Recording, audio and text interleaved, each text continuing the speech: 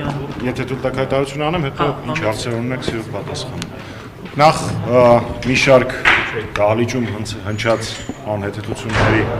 անդրադառնամ, որից հետո կպատասխանեմ ձեր հարցերին։ Գետ առաջին, ոչ Տարոն Մարգարյանը, ոչ գործով անցնող այլ անձինք մեղք չեն ընդունել, հայտարարել են, որ չեն ընդունում իրենց մեղսագրվող քաղաքական հետապնդմամբ պայմանավորված արարքները, ուստի սա ընդամենը խեղաթյուրում է, ընդ որում խայտարակ խեղաթյուրում ազգային ժողովի ամբիոնից, սա առաջինը։ Երկրորդ, կապված ընթացակարգային տարբերությունների հետ այս մի քանի օրը եւ այսօր մասնավորապես մի շարք լրատվականներում, մասնավորապես Ժողովուրդ օրաթերթում 168 ժամ օրաթերթում բազմիցս պարոն Մարգարյանի հաստաբաններից Բենիկ Գալստյանը ներկայացրել է այս գործի իրավական հատվածի անհետեցությունները, ընդամենը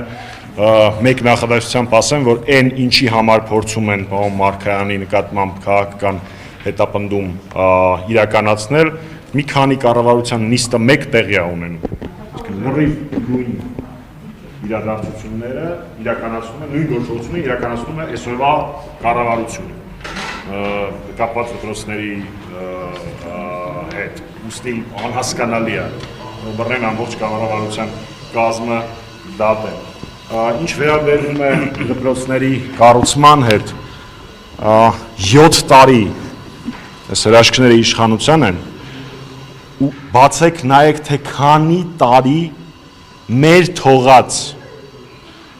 դպրոցների, մանկապարտեզների շինարարության պլանը չի իրականացվել, երբ առկա էին թե միջոցները, թե նախագծերը, ամեն ինչ, թե քանի տարի դա չի իրականացվել, քանի տարի թերակատարում ա եղել կապիտալ ծախսերի հետ կապված, եւ այդ ամեն ինչին ծանոթանալուց հետո պարզ կլինի, թե մենք ինչքան դպրոցներ, մանկապարտեզներ ու կապիտալ շինություններ ենք կառուցել, ու իրանք դա ինչի համար են անում են դրա համար, որ գնա կախիչները ստուգի, ցնցուղները տա սրա նրա ձեռքը եւ այլն, ուստի դա նույնպես խայտարակություն է։ Ես նաեւ կուզենայի անդրադառնալ այն հատվածին, երբ անգամ իշխանության ֆրակցիայի падգամավոր Վլադիմիր Վարդանյանը ազգային ժողովի ամբիոնից ասում է, որ մինչև պողպատե հստակ ապացույցներ չլինեն, ազգային ժողով գլխավոր դատախազը ներկայանալու իրավունք չունի։ Ըստ մամուլում տարածված տեղեկությունների, նույնիսկ ԿՊ-ի փակ նիստի ժամանակ պարոն Վարդանյանը բազմիցս նշել է, որ մասնավորապես Տարոն Մարգարյանի նկատմամբ քաղաքական հետապնդումը հիմնազուրկ է եւ չէր կարելի այսպիսի թերի թույլ հիմնավորումներով գործով ներկայանալ ազգային ժողով։ Հատուկ նշումներ եմ արել, ինքան սուտ են ասել, հազիվ եմ կարողանում հիշել։ Հաջորդ կետը, որի մասին մի քանի ԿՊ-ական խոսեց, թե ինչի պարոն Մարգարյանը խոսքով հանդես չեկավ, ինչի ինդիմադիրները չէին մասնակցում նիստին, մենք շոուների մասնակից չենք։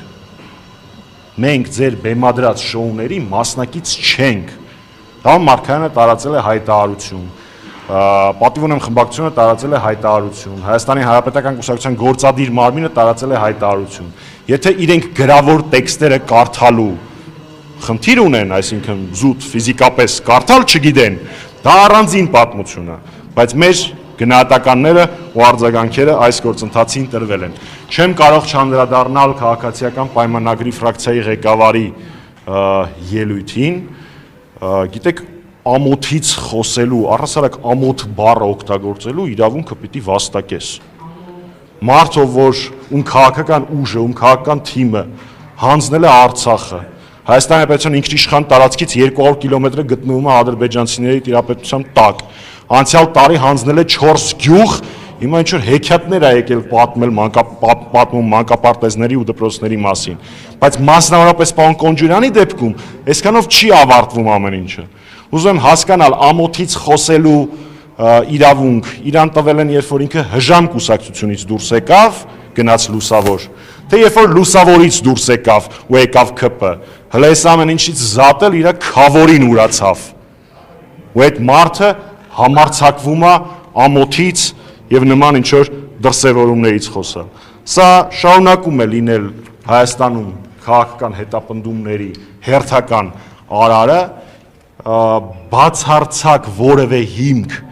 նույնիսկ իրավական գործընթացի համար, սովորական շարքային իրավական գործընթացի համար չկա, ուր մնաց ազգային ժողով ներկայանալու եւ անձեռնմխելիության արգելքը հաղթահարելու, ինչի եմ ես այս ճեպազրույցը տալիս մինչև քվեարկության արդյունքների հրապարակումը, որովհետև որևէ մեկը չի կասկածում եւ պարոն Մարգարյանի տարածած հայտարարության մեջ նշված էր, որ դերերը բաշխված են, SMS-ները ուղարկված են ու բոլորը գիտեն յուրաքանչյուրը ինչ պիտի անեն ու նույնիսկ այդ հստակ հանձնարարականի պարագայում ԿՊ-ում եղան պատգամավորներ, որոնք չդիմացան ու ասացին լավ էս ինչ ծիծաղալու պատմություն է եւ վերջում չեմ կարող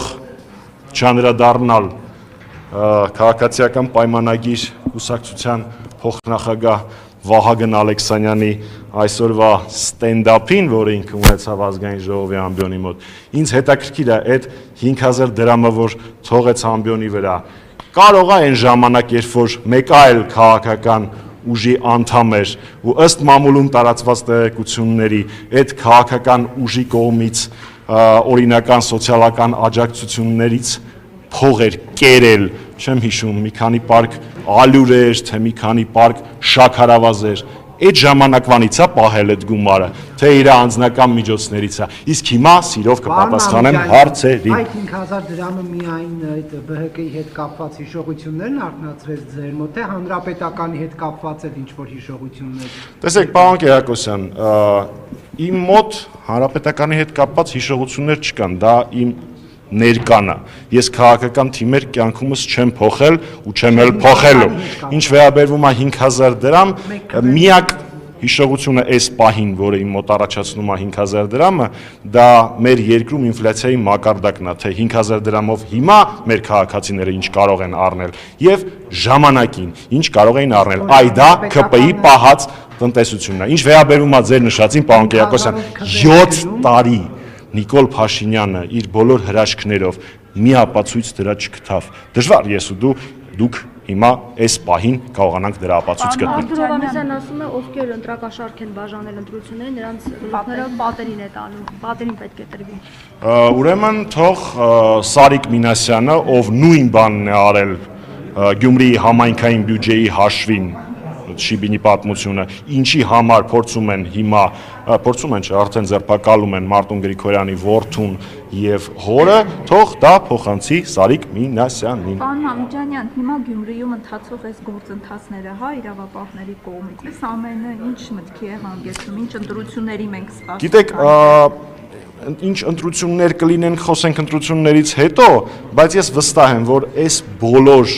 ռեպրեսիաները մենակ մի արդյունք են ունենալու։ Գյումրեցին շատ ավելի մեծ մասնակցությամբ,